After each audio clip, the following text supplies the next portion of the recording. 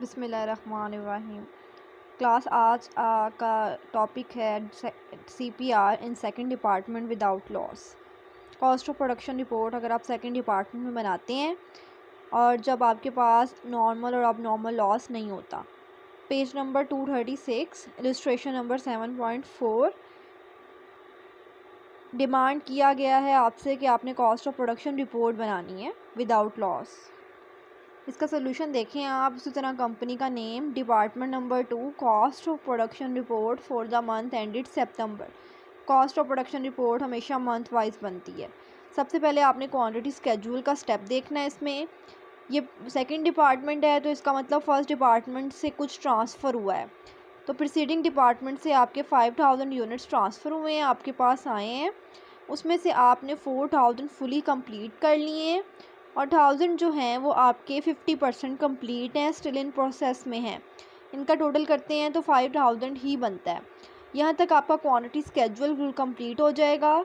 चूँकि इसमें नॉर्मल और अब नॉर्मल लॉस नहीं है, इसलिए इस स्लॉट में हम कहीं भी लॉस यूनिट्स को शो नहीं करेंगे, क्योंकि उन्होंने क्वेश्चन में बता दिया है कि विदाउट लॉस है। ये लॉस के अलावा इसमें स्टिल इन प्रोसेस और ट्रांसफर्ड यूनिट्स होंगे। ये आपका स्टेप नंबर 1।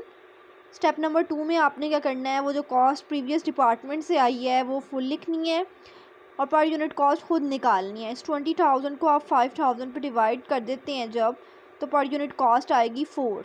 वो आपने यहाँ लिखनी है।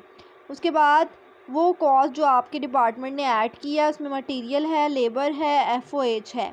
ये तीनों टोटल कॉस्ट आपको क्वेश्चन में दी गई हैं।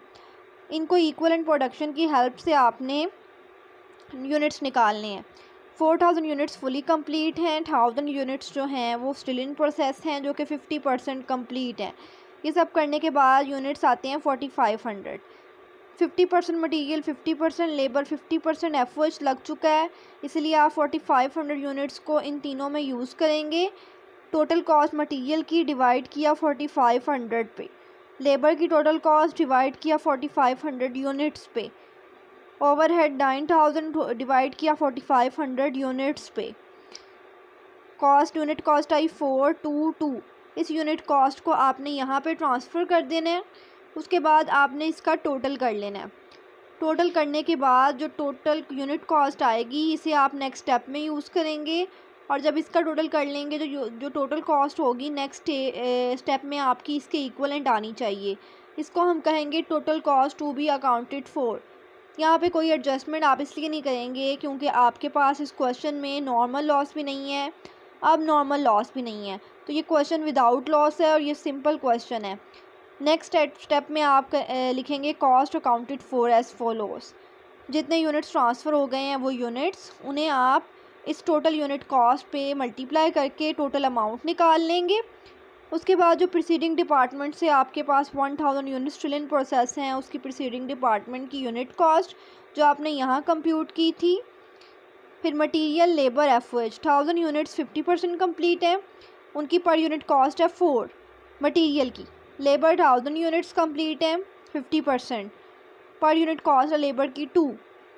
FOH 1000 यूनिट्स 50% कंप्लीट हैं, पर यूनिट कॉस्ट है 2।